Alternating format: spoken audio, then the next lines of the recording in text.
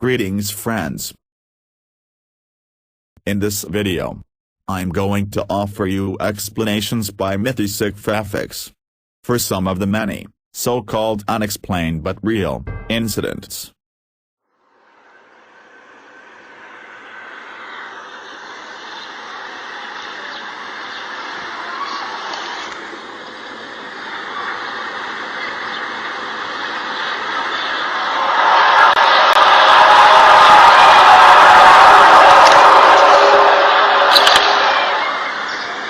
Very deep. I wonder if this can go.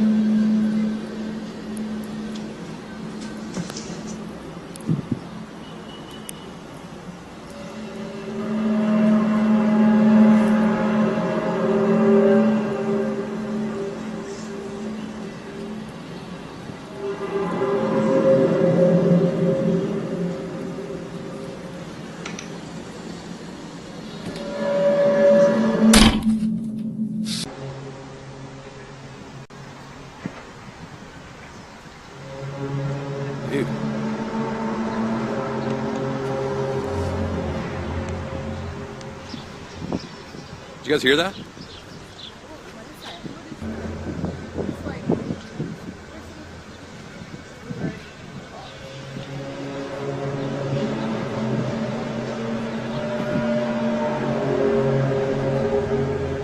It's weird. I've never heard anything like that before.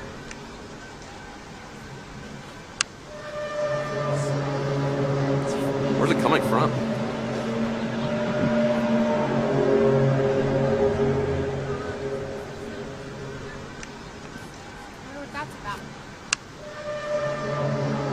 Oh, that was a big one.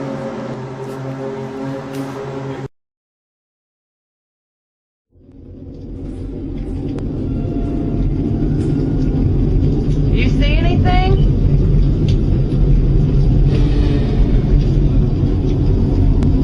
I know it's coming from there somewhere.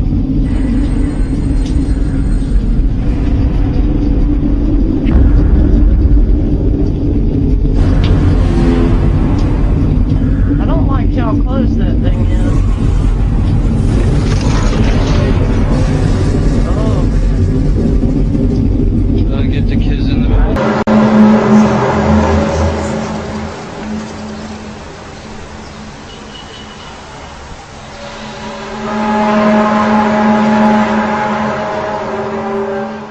These strange noises are coming from a large Arcturian mother ship, while hovering over various regions, collecting the equipment and materials.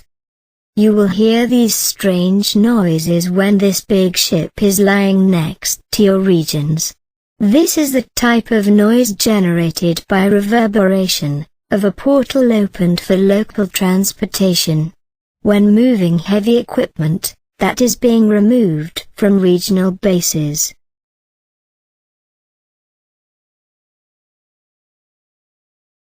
This moon is not really natural. It is an ancient space station that is still in regular use. It is owned by a breed originally from what you call the constellation Camelopardalis. They use it as a warehouse for mining liquid gases and minerals, which are abundant in Saturn. They are also exploring minerals in your moon for a long time. They have large mining machines there. They export to various planets. They have a portal for transporting materials that you can look at.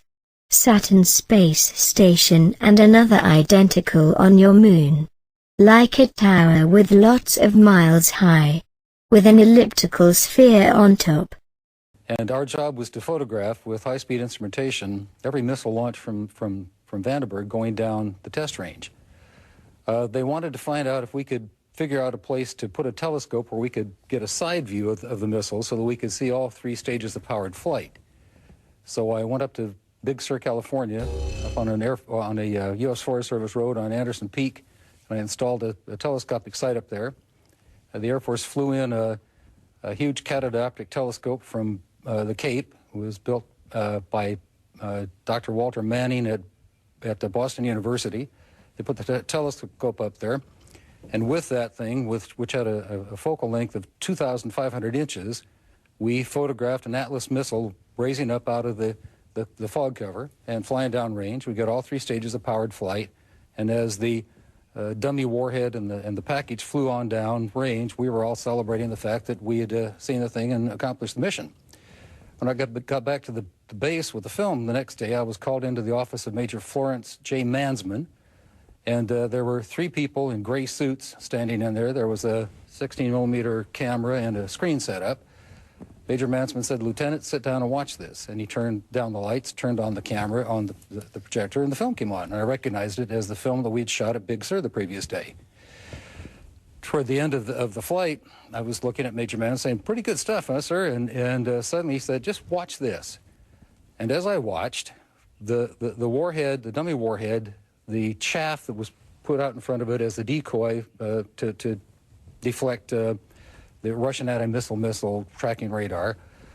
Everything was flying along, and suddenly, in the same direction this stuff was flying at about 8,000 miles an hour, an object came into the frame, shot a beam of light at the warhead, flew up to the top, shot another beam of light at the warhead, flew around the direction it was flying, shot another beam of light at the warhead, flew down, shoot another beam of light at the warhead, and flew out the same way it came in. Well, I don't understand. Why didn't you see this when you were shooting it? Well, it was 800 miles away from us. Oh, I got you. Well, first of all, Major Mansman said to me, "What was that? Were you guys screwing around up there?" I said, "No, sir." And he said, "Then tell me what that was." And I said, "We got a UFO." And he said, "Lieutenant, you are never to speak of this again. As far as you're concerned, this didn't happen." Yes, this is a probe, Pleiades, which are extremely fast, may disable nuclear warheads, as well as navigation systems.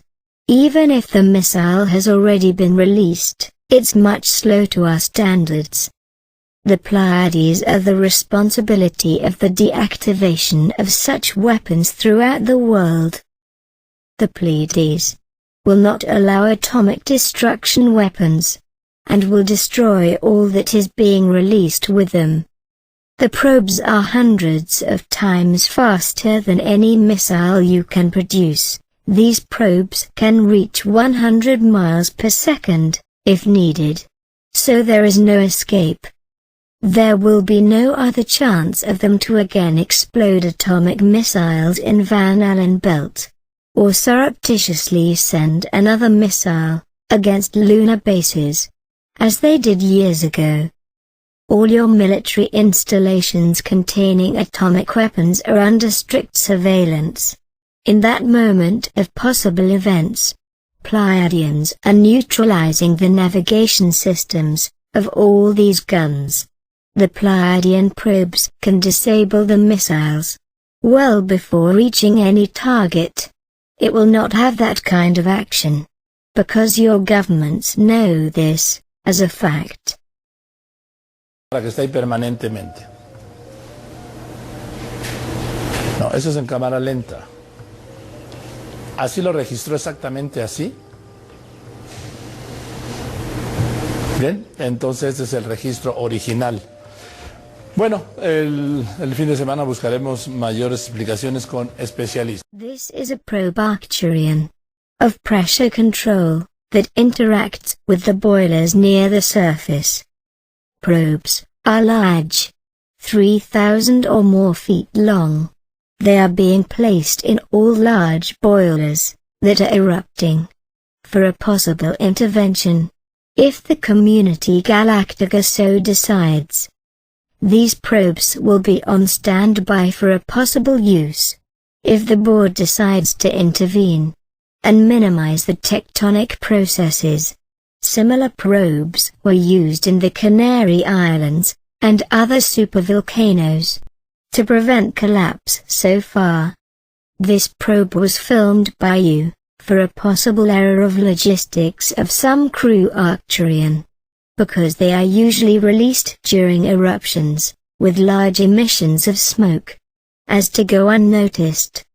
As you are watching, the tectonic movements began to emphasize in recent weeks, and volcanic activity is increasing together.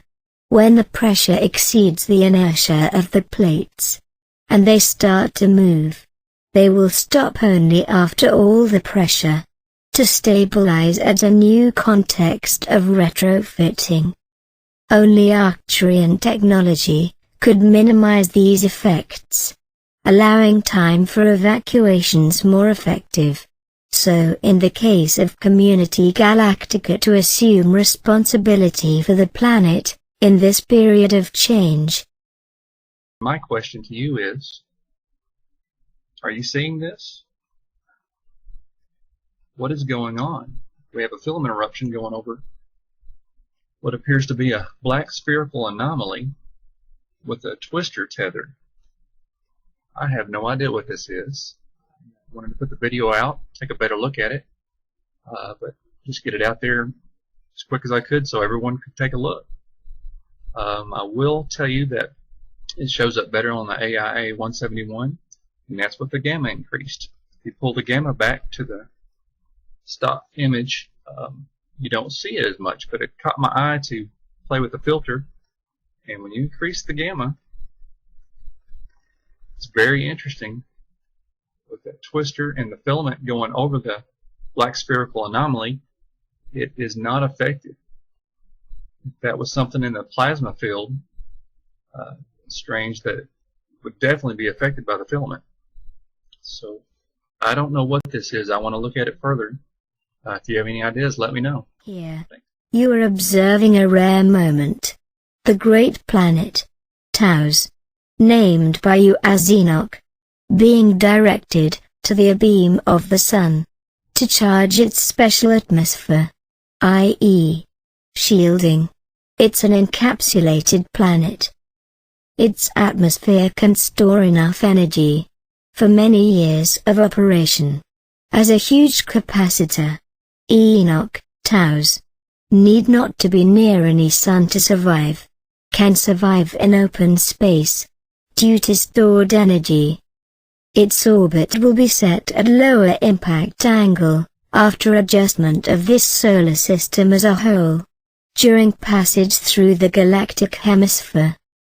Currently, he can be anywhere in the solar system, where it can cause the least imbalance.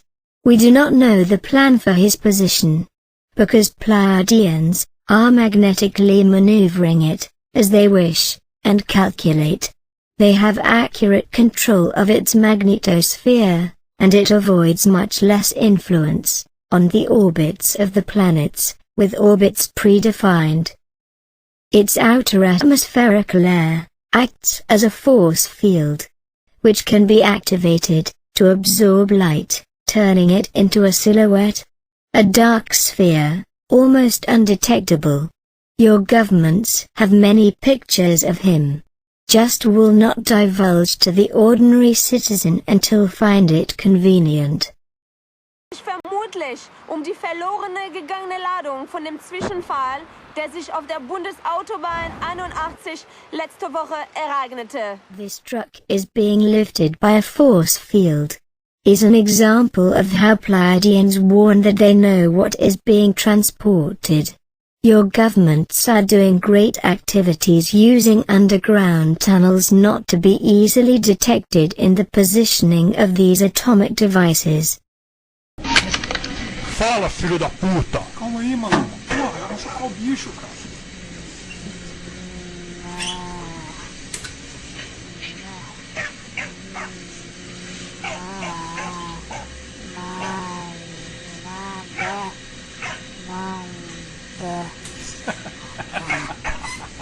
Aí, não falei que ele ia falar, ô? Yes, I know this light grey race. They have societies in Andromeda, Sirius, Libra, and some others colonies. They are very peaceful. I do not know which one he is from. There was a crash at approximately 1 year ago, in which some of them were lost. This must be one of them. I will verify. They are always here doing research. They greatly assist the research bases in the ocean. They do not communicate like us, need a translator device for that. Please follow the links found in the description below for the playlists provided in various different languages. Cheers.